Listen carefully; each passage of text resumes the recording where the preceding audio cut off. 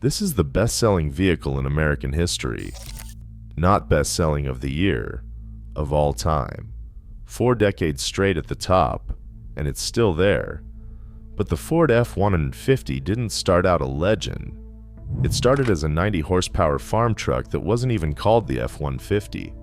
And between that rough little 1948 model and the turbocharged aluminum beast ruling the roads today, there are 14 generations, a name change that changed everything, and an all-out war with Chevy that still isn't over. I went through 7 decades of Ford records, every generation, every engine, every model, F1 to F-150. This is the complete story of how a work truck became the king of America. Let's start where it all began. By 1945, Ford was bleeding money. It had spent 4 years cranking out B-24 bombers, jeeps, and tanks, and it staggered out of the war with a 28-year-old grandson freshly handed the keys to the whole company. Meanwhile, Chevy was eating into the one market that still turned a profit: pickups. So Ford did something it had never done before. It redesigned its truck from the ground up. Up to that point, its pickups were basically cars with a bed bolted on the back. But on January 16, 1948, the F-1 arrived, the first all-new product Ford built after the war, and it came with a whole ladder of workhorses behind it. And that ladder covered everything. The F-1 hauled half a ton. The F-2 and F-3 stepped up to 3/4. The F-4 hit a full ton, and it climbed from there. The midsize F-5 and F-6, then the F-7 and F-8, the big jobs, highway haulers rated for up to 3 tons. 8 rungs, from the family farmer to the long-haul trucker. But the secret weapon wasn't the payload, it was the cab. Ford dropped $1 million designing it, and in 1948 that was a fortune. So it named the thing the $1 million cab. It was 7 inches wider, with bigger doors, a flat one-piece windshield, and a padded seat that soaked up the bumps. Ford called it living room comfort. For a guy who spent his whole day rattling down dirt roads, that was science fiction. Under the hood, you had 2 choices: the Rouge 226 inline 6 making 95 horsepower, or the 239 cubic inch flathead V8 making 100. Nothing exotic, but reliable, cheap, and easy enough to fix right there in the barn. And that was the whole point. A new F-1 ran you about $900, and the men buying it were veterans coming home to rebuild the country, farmers, laborers, guys who needed a tool, not a toy. Ford sold more than 600,000 first-generation F-1s. The slogan said it all: built stronger to last longer. The F-Series was born, but within 5 years Ford would wipe the name F-1 off the map, and its replacement wouldn't just change a number, it would launch a dynasty. Ford turned 50 in 1953, and instead of a cake, it gave itself a revolution.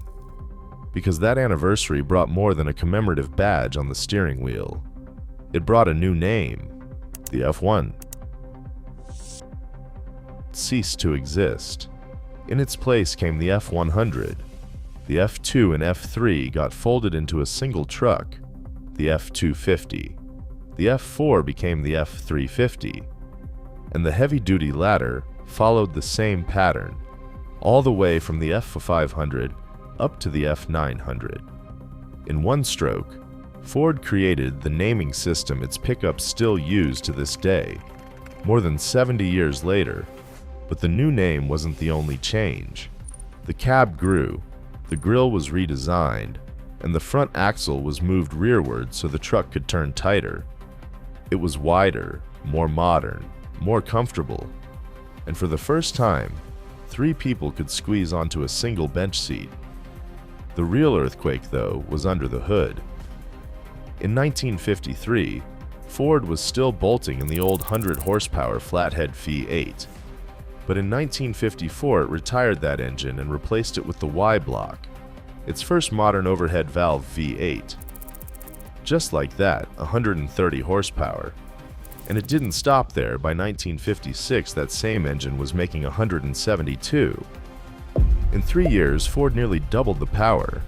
That same year, 1953, Ford rolled out another first, the Ford-O-Matic automatic transmission.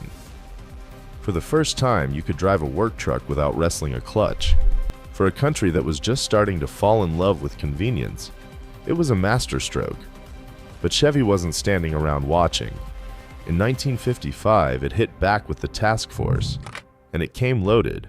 Its own wraparound windshield and a 265 cubic inch small block V8. Sure, Chevy was a year late to the modern V8, but it punched hard. The war for America had just leveled up, and Ford answered with its trump card, the 1956 F-100. It debuted a wraparound panoramic windshield, a 12-volt electrical system, electric wipers, even optional seat belts. It was a body style that lasted a single year. And that's exactly why, because it's rare, the 1956 is the most sought-after F-100 among collectors the world over today. A new F-100 started at around $1,300. For that money, the farmer who bought a bare tool back in 1948 was now driving off with something dangerously close to a car. Ford had changed the name, the engine, and the cab, but it hadn't yet changed the shape. That would come in 1957, and it would erase, overnight, the silhouette that had defined a pickup for half a century. For half a century, every pickup had the same silhouette, a cab, and behind it a bed with the fenders sticking out like ears. In 1957, Ford wiped that away overnight. It called the new look Style Side, a bed with completely flat, smooth sides, flush with the cab, as if the whole truck had been poured into a single piece. For anyone who still wanted the old way, Ford kept the traditional flared fender bed and renamed it the Flare Side. But the writing was on the wall. The truck was starting to care about how it looked. That same year brought the Ranchero too, half car, half pickup, proof that Ford could smell a new kind of buyer, one who wasn't shopping just to work. But in 1961, Ford outsmarted itself. It tried to take the single-piece idea to the extreme with the unibody. Cab and bed literally fused into one structure. On paper, elegant. In real life, a disaster. When an owner loaded the bed to the maximum, the whole body flexed, and the doors jammed shut. Sometimes they wouldn't close. Sometimes they swung open on their own, crossing railroad tracks. And since it was all one piece, a dent in the bed meant repairing the entire truck. Ford lasted barely 3 years. In 1964, it ran right back to the separate cab and bed it had always used. It was a stumble, but that very same generation produced one of the best inventions in the company's history. In 1965, Ford introduced the twin I-beam. Until then, in their own words, a pickup rode like a covered wagon. The twin I-beam was an independent front suspension that pulled off the impossible, the toughness of a work axle with the smoothness of a car. Rides like a car, yet works like a truck, the ads promised. And it delivered. Ford kept it in production for 37 years. Even today, the Super Duty trucks still run it. Under the hood, the power exploded. In came the FE family big blocks, and the 352 cranked out 300 horsepower. Numbers unthinkable a decade earlier. But the engine the audience remembers most fondly showed up that same year, 1965. The legendary 300 inline-6, a 4.9-liter unit so indestructible it would earn a reputation for running forever. And as the machinery matured, so did the buyer. Post-war prosperity had changed who was sitting behind the wheel. It wasn't just the farmer anymore. It was families buying a pickup for the fields during the week and the Sunday getaway. As people put it back then, the pickup was finally starting to get civilized. In just 10 years, the F-100 had gained style, comfort, and muscle. A new one ran you around $2,000, and it was no longer a simple tool on wheels. But Ford still hadn't said its most important word. because in 1967, a generation would arrive that bet everything on luxury, and without knowing it, it would lay the first stone of a model that didn't yet exist, a model that would one day swallow all the others whole. In 1967, Ford stopped selling a tool and started selling a living room. The fifth generation filled the cab with padded surfaces, carpeted floors, and upholstered walls. Enthusiasts nicknamed it the bump side, after the raised line that ran the length of the body. And for the buyer who wanted the best, Ford rolled out the Ranger trim, chrome, premium upholstery, armrests, a radio. Now, here's the catch. Back then, Ranger wasn't a separate model. It was the F-Series luxury package. 3 years later came another name everyone knows today, the XLT.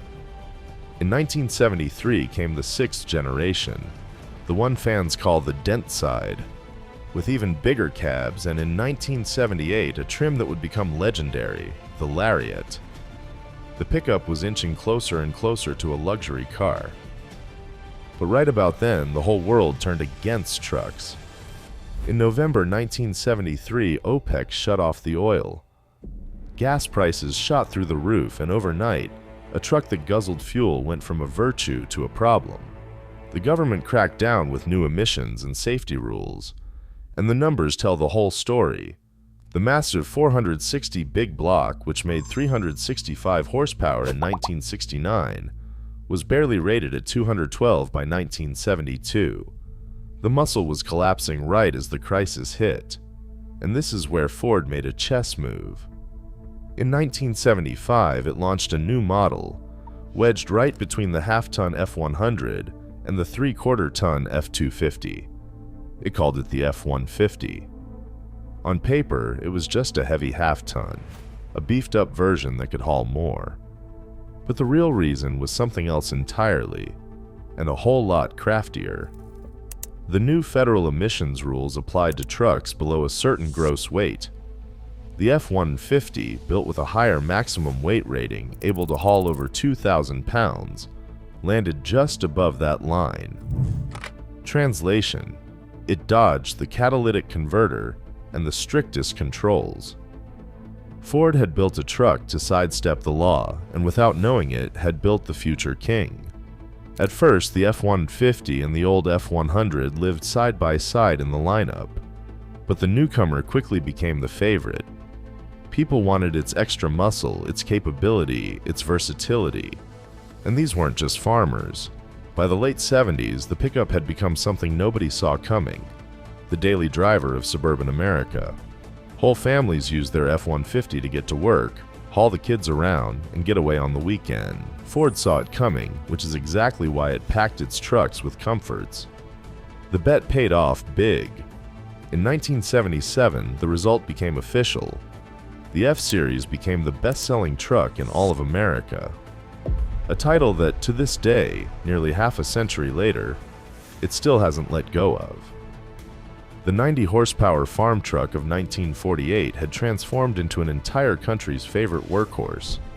But the F-150 wasn't done yet, because the model that made it possible, the original F-100, the one that started the whole story back in 1953, was living on borrowed time, and in the 1980s, the student would become the executioner. In 1980, Ford redesigned the F-Series from scratch for the first time in 15 years. New chassis, squarer lines, better aerodynamics to sip less gas. Enthusiasts called it the bull nose, after its blunt, prominent snout. And for the first time, a work truck came with power windows, power locks, and power mirrors. Luxury wasn't some exotic option anymore. It was the standard. But this chapter doesn't open with what was born. It opens with what died. In 1983, the F-100 rolled off the line for the last time, and in 1984, the F-150 took its place as Ford's base half-ton. The original model, the one that kicked off the whole dynasty back in 1953, vanished from the lineup for good. Chevy didn't kill it. Its own offspring did. The student had surpassed the master and then wiped him off the map. With the throne cleared, the F-150 hit the gas. In 1987 came a redesign that softened the lines and modernized the shape. But the real story was underneath. Ford became the first automaker in the industry to put electronic fuel injection on every one of its engines, retiring the carburetor for good. The payoff? Cold starts without saying a prayer, better reliability, fewer trips to the shop. For the everyday owner, it was a quiet blessing. And then, in 1993, Ford did something nobody expected from a pickup. It turned one into a sports car. They called it the F-150 SVT Lightning, built by the special vehicle team, Ford's high-performance wing. It wasn't made to haul bricks. It was made to fly. Under the hood sat a 5.8-liter Windsor V8 with GT40 heads making 240 horsepower, quick enough to hit 60 in under 8 seconds.